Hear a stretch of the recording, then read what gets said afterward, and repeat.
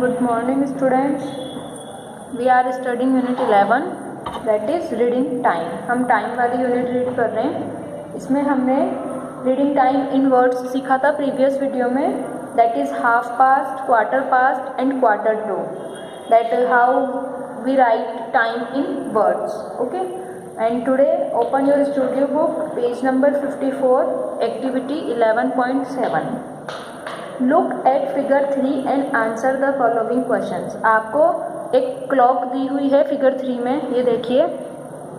इसमें आपको 3 different colour से कलर किया हुआ है. यानी कि सबसे पहले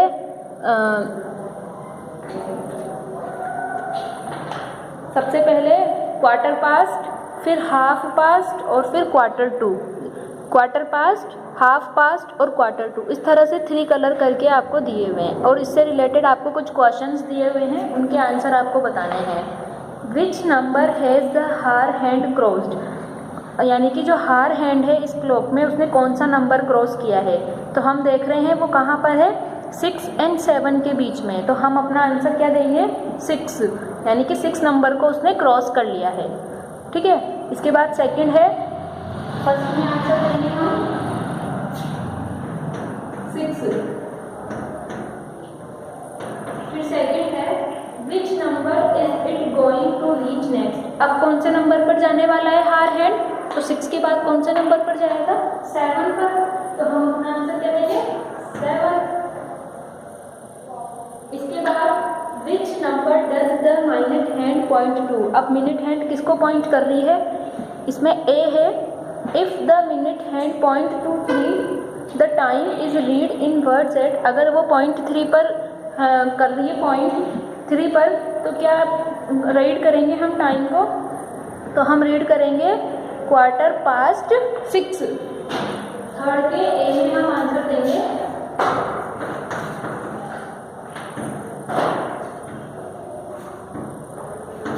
क्वार्टर पास्ट 6, क्योंकि वो 3 में डिनोट कर रही है मिनट हैंड. पहले 3 से पूछ रहा है हमको. इसके बाद if the minute hand point two 6 the time is read in words. अब अगर 6 पर पॉइंट करती है मिनट हैंड, 6 पर रहती है, तो क्या होगा टाइम, तो वो हो जाएगा हाफ पास्ट 6. यानी कि 6 एंड 30 मिनट्स. ठीक है. तो हाफ पास्ट 6 हो रहा है. इसके बाद if the minute hand point two 9. अब अगर 9 को पॉइंट कर रही है, तो the time is read in words eight. तो हम टाइम को कैसे रीड करेंगे, क्वार्टर टू 7. टाइम को क्वार्टर टू 7, यानी कि 7 o'clock में क्वार्टर टू 7 है, यानी कि 15 मिनट्स लेफ्ट हैं. तो इस तरह से हमको इस एक्टिविटी को करना है. इसके बाद activity 11.8.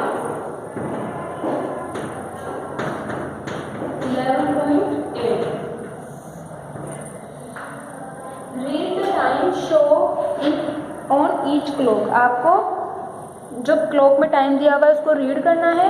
Right the time in words, और वर्ड्स में राइट करना है. जैसे कि फर्स्ट जो क्लॉक है, ये देखिए, इसमें जो हार हैंड है वो 1 पर है और माइनट हैंड कहाँ पर है, 9 पर है. तो ऑलरेडी आपको आंसर दिया हुआ है क्वार्टर टू 1.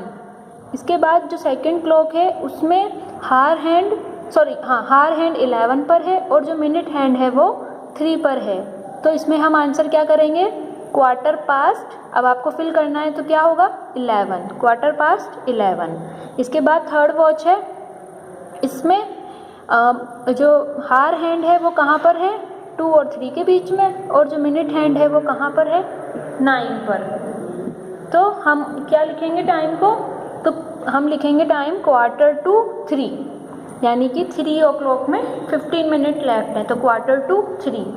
इसके बाद जो 4 क्लॉक है, 4th वाली, लास्ट वाली, उसमें जो हार हैंड है वो 10 पर है, और यानी कि एग्जैक्ट 10 पर नहीं है बट 10 पर है, और जो मिनट हैंड है वो 9 पर है.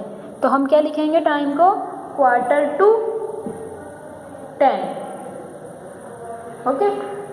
तो इस तरह से हमको इस एक्टिविटी को करना है. अब इसके बाद आपका टॉपिक आया clockwise direction and anti clockwise direction.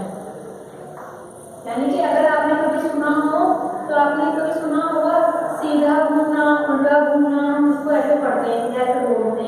सीधा घूमो, उल्टा घूमो। तो ये वही चीज़ है क्लॉकवाइज डायरेक्शन और एंटी क्लॉकवाइज डायरेक्शन। तो देखो क्या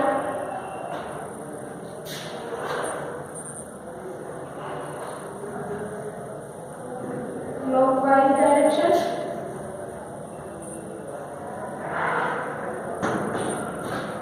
एंड एंटी क्लॉकवाइज डायरेक्शन।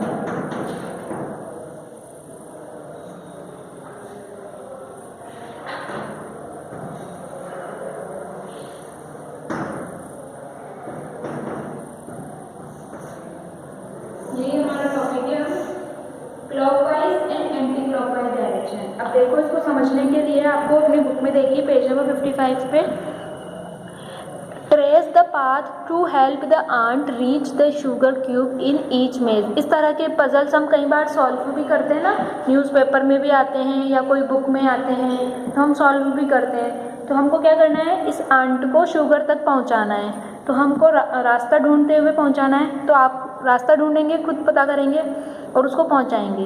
तो जो फर्स्ट है, इन विच मेज did you trace the path in the direction in which the माइनट hand moves on a clock, tick the correct option. देखो जो फर्स्ट वाली है, जो ब्लैक कलर की आंट है, वो यहाँ से स्टार्ट होगी ऐसे, और ऐसे घूमती हुई हमारे को रास्ता मिलेगा शुगर तक पहुँचने का। यानी कि ये सही घूम रही है ना, ये ऐसे स्टार्ट हो रही है, तो it means it is clockwise direction. कैसे, जब हमारी क्लॉक होती है तो क्लॉक भी यहाँ से स्टार्ट होती हुई इधर से घूमती हुई ऐसे कंप्लीट होती है ना।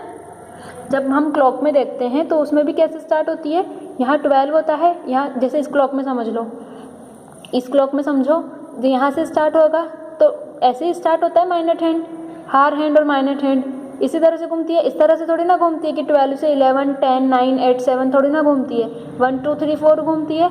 तो ये क्या है, क्लॉकवाइज डायरेक्शन है। और अगर इसके अपोजिट साइड से घूमे यानी कि 12, 11, 10, 9, तो ये हो जाता है एंटी क्लॉकवाइज। तो जो ब्लैक कलर की आंट है वो क्लॉकवाइज डायरेक्शन में जा रही है, और जो रेड कलर की आंट है वो एंटी क्लॉकवाइज डायरेक्शन में जाएगी। ठीक है, तो ये देखिए, the black ant, page number 56 पे turn the page. The black ant moves in the same direction as a minute hand in a clock. Black ant किस में मूव कर रही है, उसी डायरेक्शन में मूव कर रही है जिसमें क्लॉक मूव करती है। This direction from right to left is called the clockwise direction. यानी कि जब हम राइट टू लेफ्ट चलते हैं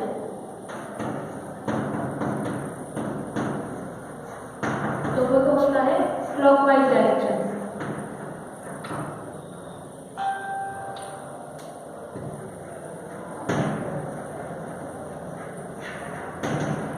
तो वो तो होता है क्लॉकवाइज डायरेक्शन। और जब हम लेफ्ट टू राइट चलते हैं तो वो होता है anti clockwise.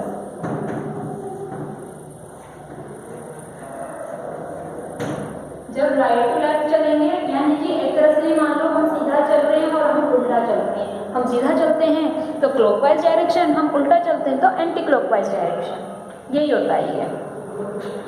And the red ant moves in the opposite direction as the minute hand. This direction from left to right is called the anti-clockwise direction. और जब हम left to right चलते हैं तो वो anti-clockwise होता है। ठीक है, इसी से बेस्ड है एक एक्टिविटी 11.9।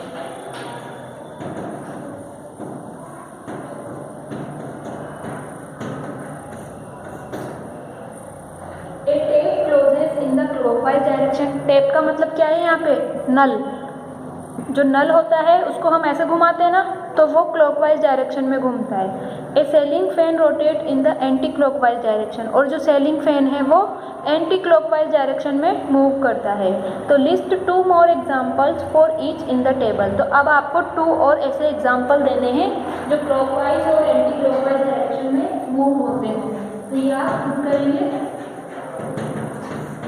आपको खुद को सोचना है कि ऐसी क्या चीज़ें हैं जो क्लॉकवाइज और एंटी क्लॉकवाइज चलती है। जैसे कि हम बॉटल की कैप है, उसको हम ऐसे ही घुमाते हैं क्लॉकवाइज डायरेक्शन में, तो हम उसका एग्जाम्पल दे सकते हैं। अगेन हम वॉच का एग्जाम्पल दे सकते हैं, क्लॉक का एग्जाम्पल दे सकते हैं। ठीक है, तो इस तरह से आपको और एग्जाम्पल यहाँ देने हैं, ठीक। इसके बाद एक्टिविटी 11.10,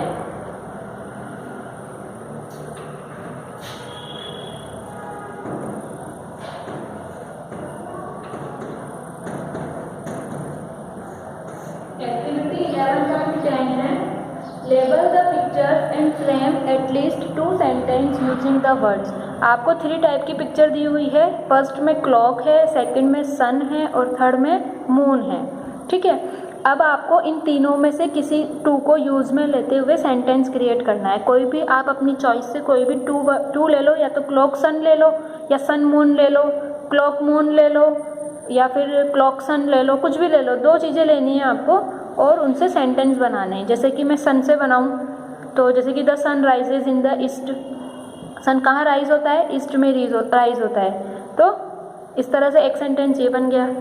और जैसे कि I go to school at 7 o'clock, मैं स्कूल जाता हूँ 7 o'clock पे या जाती हूँ। तो इस तरह से कोई से भी आपको 2 सेंटेंस बनाने हैं, ये भी आपको सेल्फ करना है।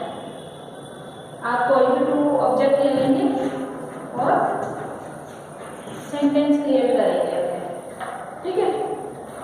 इसके बाद activity 11.11, in each of the clock draw hand for the given time. आपको टाइम दिया हुआ है और सिर्फ आपको हैंड्स ड्रॉ करने हैं, यानी कि हार हैंड, मिनट हैंड और मिनट हैंड आपको ड्रॉ करना है क्लॉक में।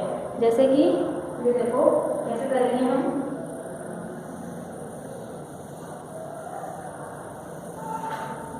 हम कर रहे हैं एक्टिविटी 11.11।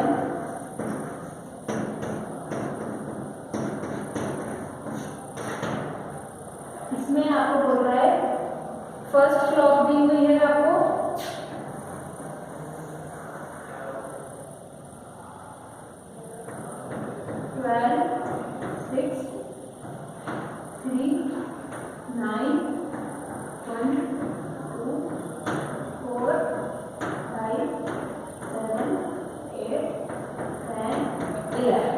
ये दे दी आपको क्लॉक, और ये आपको क्या बनानी है? उसकी हैंड्स बनानी है। तो सबसे पहले बोल रहा है क्वार्टर टू फोर बनाना है आपको। तो आप कैसे बनाएंगे क्वार्टर टू 4? ये तो 3 बिल्कुल मतलब ना तो 3 और 4 के बीच में होगी, ना एग्जैक्ट 4 पर होगी, थोड़ा सा 4 की यहाँ पे, यहाँ तो बनेगी हार है और 9 पर बनेगा मिनट हैंड। ये हो गया क्वार्टर टू 4।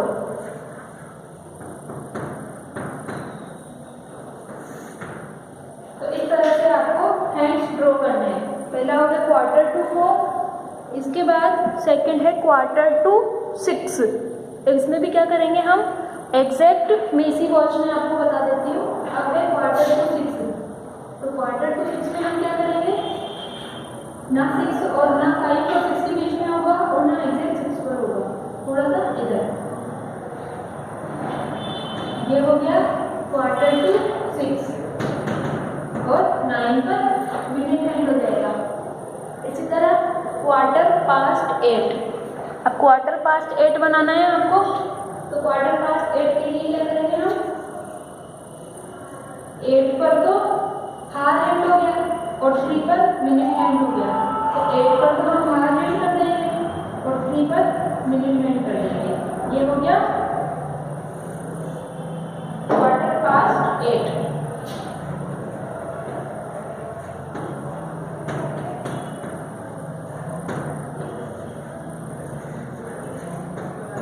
Quarter past 8। इसके बाद क्वार्टर पास्ट 3। अब क्वार्टर पास्ट 3 करना है।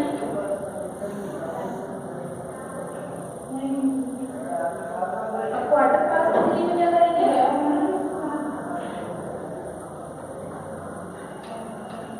यानी कि दोनों हैंड्स जो होंगे वो 3 पर आएंगे।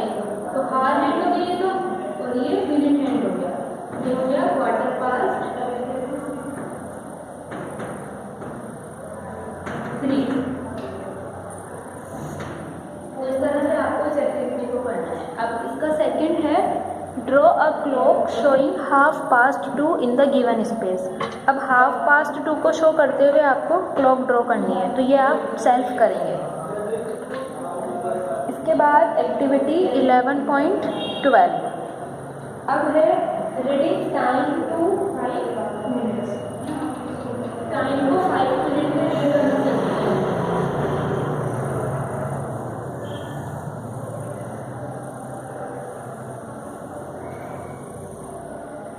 रीडिंग टाइम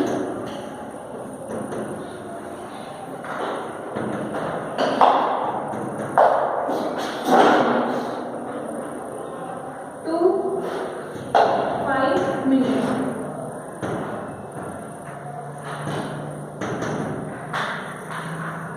टाइम को 5 मिनट में रीड करना। जैसे कि look at the clock in the 2 picture. आपको 2 पिक्चर्स दी हुई है और उसमें क्लॉक देखो, ये देखिए 2 पिक्चर्स हैं और read the clock. First clock में हार हैंड 10 पर है और मिनट हैंड 3 पर है। सेकंड क्लॉक में हार हैंड 11 पर है और मिनट हैंड जो है 3 और 4 के बीच में है। ठीक है, तो फर्स्ट क्लॉक है उसमें क्या टाइम हो रहा है? 10:15। ठीक है, यानी कि 10:15 हो रहा है। 10:15 भी बोल सकते हैं हम इसको। इसी तरह जो सेकंड क्लॉक है उसमें क्या टाइम हो रहा है? जो मिनट हैंड है वो 3 और 4 के बीच में है, तो स्मॉल डिवीज़न आप काउंट करो 3 के बाद। 3 तक तो हो गया, 5 की है स्किप काउंट करो 12 से 3 तक तो 15 मिनट तो ये हो गए।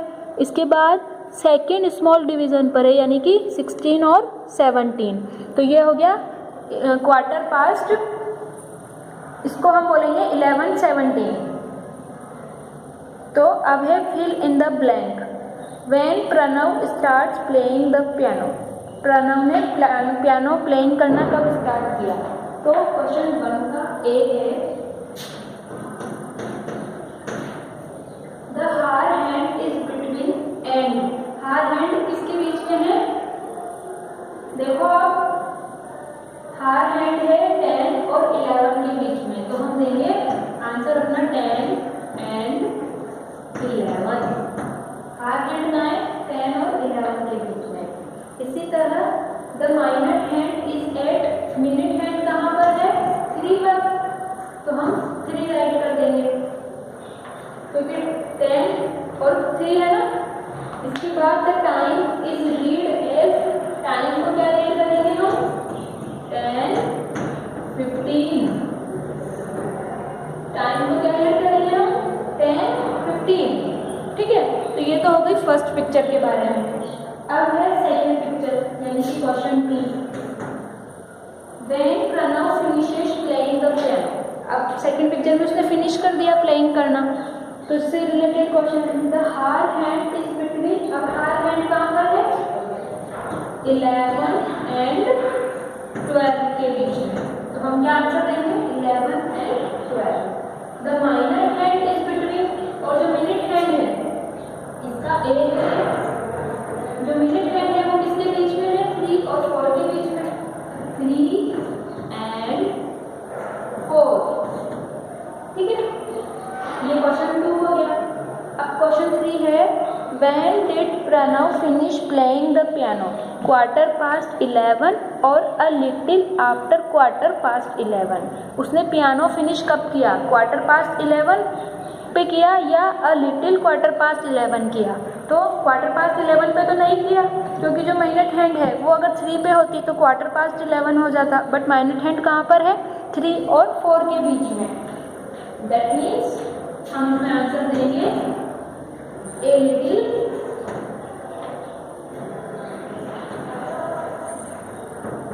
आफ्टर 11:15।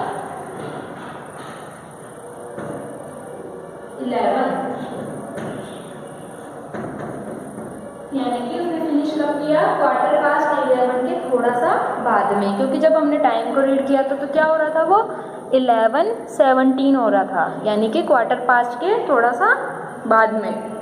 तो इस तरह से हम टाइम को 5 मिनट्स में रीड करते हैं।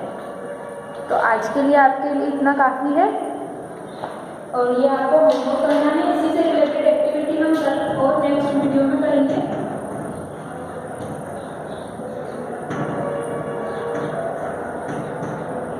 एक्टिविटी आपको एक्टिविटी 11.7, 11.8, 11.9, 11.10, 11.11 और 11.2 करनी है, 12 करनी है एंड 11.12 करनी है।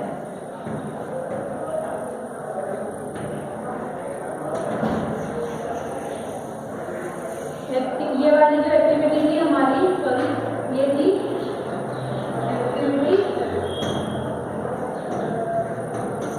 11.12 और आपको एक्टिविटी 11.7 से 11.12 तक करनी है, ठीक है, इन योर होमवर्क।